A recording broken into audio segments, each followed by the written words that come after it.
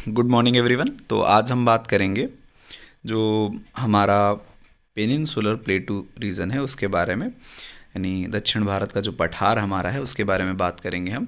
तो आप देख रहे होंगे कि टॉप पोर्शन में भारत की अगर भौगोलिक स्थिति की फिजिकल की बात किया जाए, भौगोलिक स्थिति की बात किया जाए तो आपको अपर पोर्शन में यानी जम्मू कश्मीर है, उत्तराखंड है, हिमाचल है, हिमाचल प्रदेश है, वहाँ आपको हिमालय दिखेगा। साथ ही ये जो नॉर्थ ईस्ट वाला एरिया है यहाँ भी आपको जो है हिमालय वाला पोर्शन दिखेगा। ठीक है, उसके बाद उसके जस्ट नीचे हमारा नॉर्दर्न प्लेन्स है।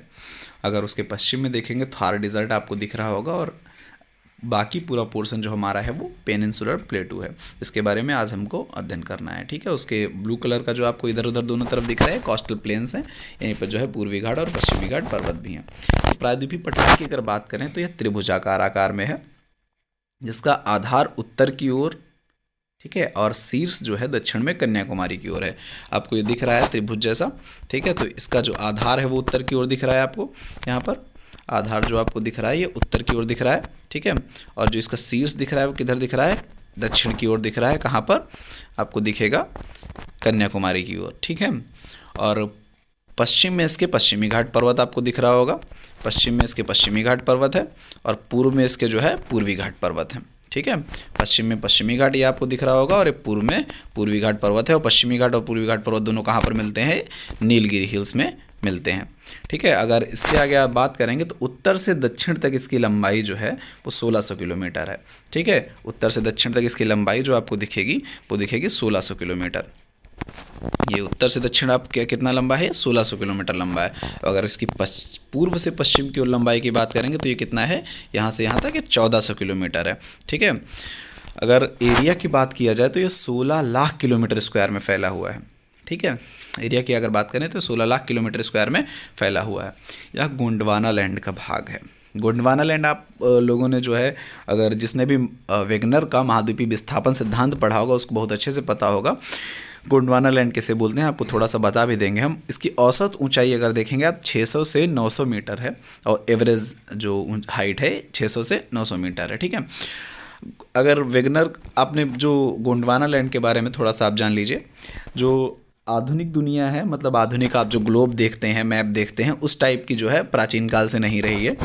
इसमें जो है प्राचीन जो पृथ्वी थी वो इस प्रकार से थी। ठीक है, इसमें जो चारों ओर आपको पानी जैसा दिख रहा है ये हमारा पैंथालासा एक समुंदर था, जो आज के डेट में हमारा प्रशांत महासागर में बदल गया है। ठीक है, जो अपर पोर्ट और इसके बीच में जो पानी दिख रहा है आपको, ये टेथिस सी था। ठीक है, टेथिस सागर था।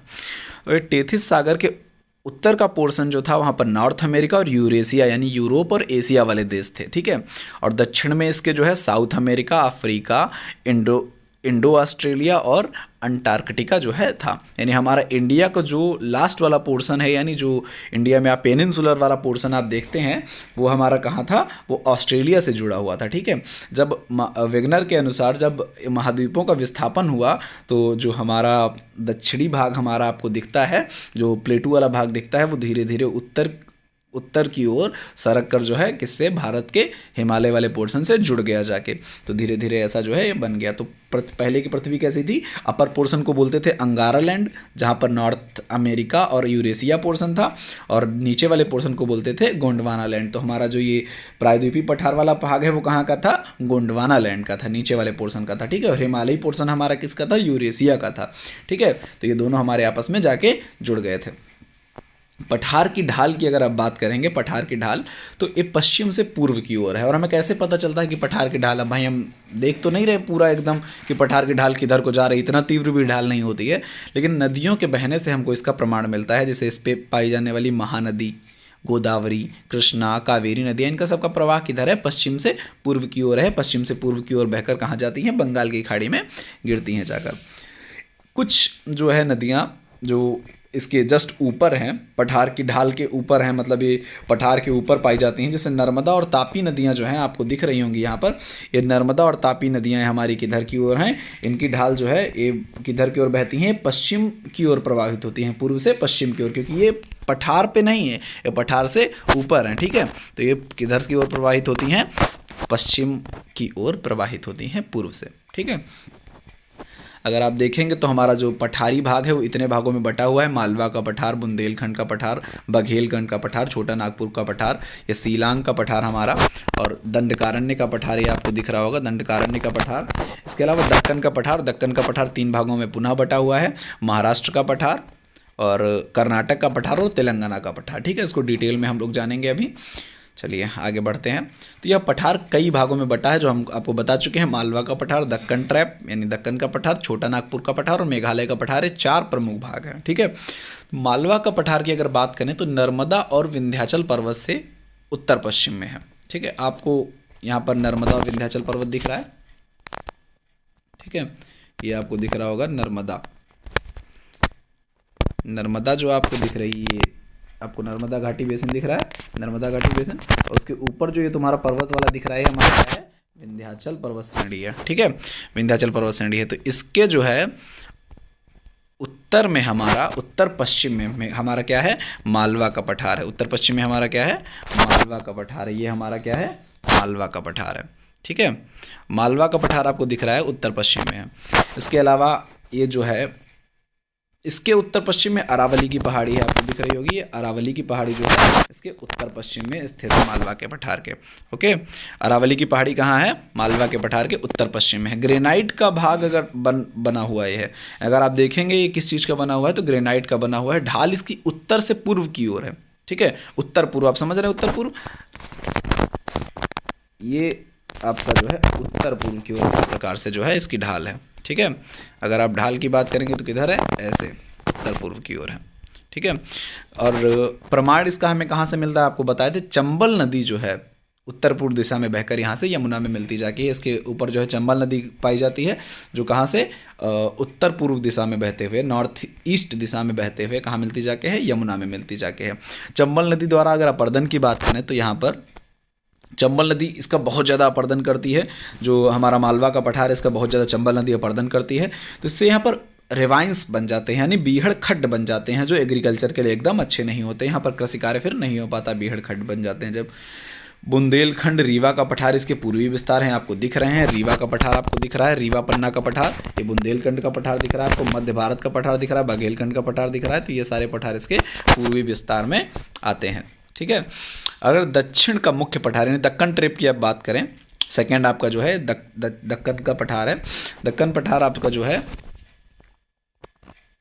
तो दक्कन का मुख्य पठार जो है ये महाराष्ट्र, कर्नाटक, आंध्र प्रदेश, तेलंगाना, छत्तीसगढ़ और मध्य प्रदेश में फैला हुआ है। ठीक है, बहुत बड़े बृहद क्षेत्र में फैला हुआ है। त्रिभुजाकार इसकी आकृति है। ठीक है, ये मुख्य पठार यही है हमारा। ठीक है, तो इसकी जो आकृति है आप देखिए यहाँ पर, दक्कन का पठार आपको पूरा दिख रहा होगा। ठीक है, दक्कन का पठार, तेलंगाना का पठार, कर्नाटक का पठार, यानी ये महाराष्ट्र का पठार, तेलंगाना का पठार और कर्नाटक का पठार मिलके तीनों क्या बनाते हैं, दक्कन का पठार बनाते हैं। ठीक है, त्रिभुजाकार आकार में है। मध्य प्रदेश, कर्नाटक, आंध्र प्रदेश, तेलंगाना, छत्तीसगढ़ और मध्य प्रदेश में ये फैला, महाराष्ट्र और मध्य प्रदेश में ये फैला हुआ है। ठीक है, त्रिभुजाकार आकार है। इसके उत्तर पश्चिम में सतपुड़ा एवं विंध्याचल पर्वत श्रृंखलाएं हैं। ठीक है, उत्तर पश्चिम में सतपुड़ा और विंध्याचल पर्वत श्रृंखलाएं हैं। उत्तर में महादेव मकाली, यानी ऊपर इसके महादेव और मकालू है। पूर्व में पूर्वी घाट और पश्चिम में पश्चिमी घाट पर्वत इसके पाया जाता है। आप अगर यहाँ पर देखेंगे तो आपको जहाँ ये दिखाए थे हम, ये आपको दिख रहा है पठार, तो इसके ऊपर सतपुड़ा, पश्चिम में पश्चिमी घाट, पूर्व में पूर्वी घाट आपको दिख रहा होगा। ठीक है, इसके अलावा अगर आप बात करेंगे, यह पठार प्रमुखतः लावा से बना हुआ है। जो हमारा दक्कन का पठार है लावा से बना होता है। लावा कब आता है, जब ज्वालामुखी जो है उद्गार होता है। ज्वालामुखी का जब उद्गार होता है तो लावा पृथ्वी पर आता है। ठीक है, और लावा के निर्मित होने से ये बना है। और जहाँ पर ज्वालामुखी विस्फोट होता है वहाँ पर कौन से प्रकार की मिट्टी पाई जाती है, काली मिट्टी पाई जाती है। ठीक है, जो महाराष्ट्र रीजन में हमारे खूब सारी पाई जाती है, क्योंकि महाराष्ट्र में बहुत प्राचीन काल में एक ज्वालामुखी विस्फोट हुआ था जो अब सुसुप्त अवस्था में है।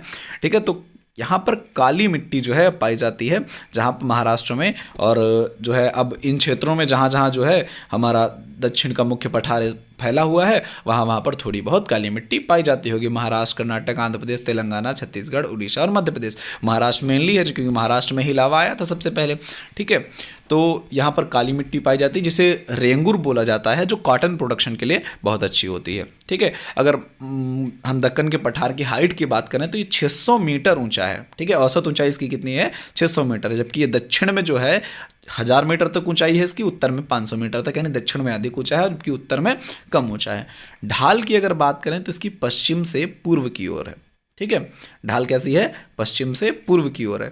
नदियों द्वारा घाटियों को गहरा कर दिया गया है, इसे छोटे छोटे पठारों में बंट गया है। ठीक है, नदियों द्वारा इसकी घाटी जो है गहरी कर दी गई है। पश्चिम से पूर्व की ओर नदियां बहती हैं, आपको बताए थे सारी नदियां आपको, नर्मदा और जितनी भी आपकी नदियां थी, नर्मदा तापी को छोड़कर, नर्मदा तापी जो है वो पूर्व से पश्चिम की ओर बहती हैं। इसके अलावा कृष्णा, कावेरी, गोदावरी, ये सारी हमारी नदियां जो हैं इसको बीच से काटती रहती हैं, तो इसकी वजह से 3 भागों में मुख्य बट गया है।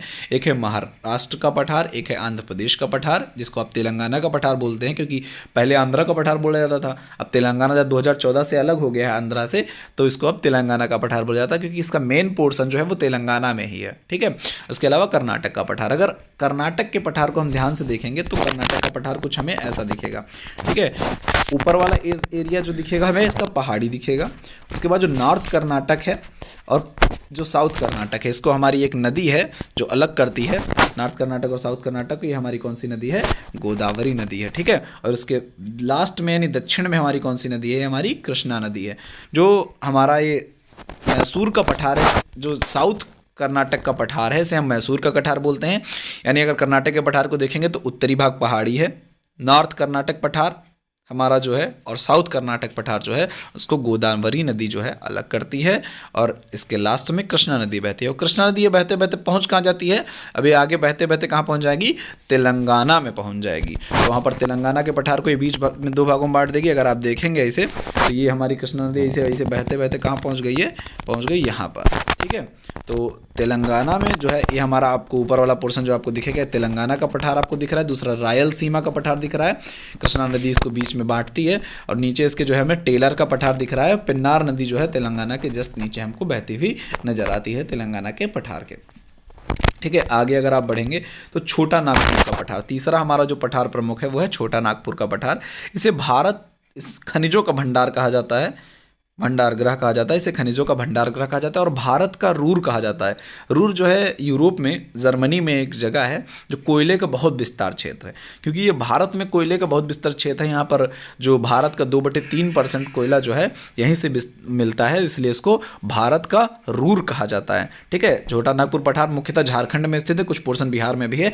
इसके उत्तर पश्चिम में सोन नदी गंगा में मिलती है। ठीक है, आप देख रहे हैं उत्तर पश्चिम में हमारी कौन सी नदी बह रही है? इसके सोन नदी गंगा में जाकर मिल जाती है। ठीक है, और राजमहल की पहाड़ियाँ इसकी उत्तरी सीमा बनाती हैं। आपको दिख रही होंगी पहाड़ियाँ कुछ, तो ये आपको कौन सी पहाड़ी दिख रही है? आपकी राजमहल की पहाड़ियाँ दिख रही हैं। ठीक है, दामोदर नदी जो है पठार के मध्य भाग से होकर बहती है, आपको दिख रही है दामोदर नदी पठार के मध्य भाग से होकर बह रही है। और दामोदर नदी के ऊपर यानी उत्तरी जो हमारा पठार है उसको हम हजारीबाग पठार बोलते हैं, और दक्षिणी पठार को हम रांची का पठार बोलते हैं। ठीक है, यहाँ गोंडवाना युग का कोयला भंडार भरा हुआ है। ठीक है, जिस टाइम गोंडवाना युग था, यानी जब हमारा जो है यह पोर्शन कहाँ था?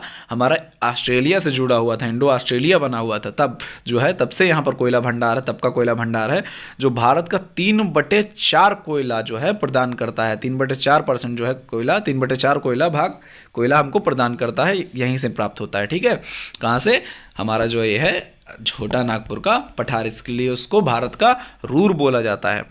यह 2 पठारों में बटा हुआ है। ठीक है, उत्तर का पठार हमने आपको बताया कि हजारीबाग का पठार, और नीचे वाला पठार जो दक्षिण का पठार है वो हमें रांची का पठार कहलाता है। चौथा हम अगर बात करेंगे मेघालय का पठार।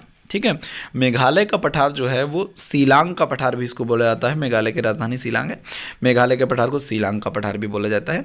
यह मुख्य पठार से कांप के मैदान द्वारा अलग होता है। ठीक है, जो मेन आपको पठार दिख रहा है, देखिए ये आपका छोटा नागपुर का पठार है और शिलांग का पठार, तो ये हमारा अलग हो जा रहा है छोटा नागपुर पठार से। क्यों अलग हो जा रहा है? क्योंकि इसके बीच में हमारा क्या पाया जा रहा है? कांप का मैदान पाया जा रहा है।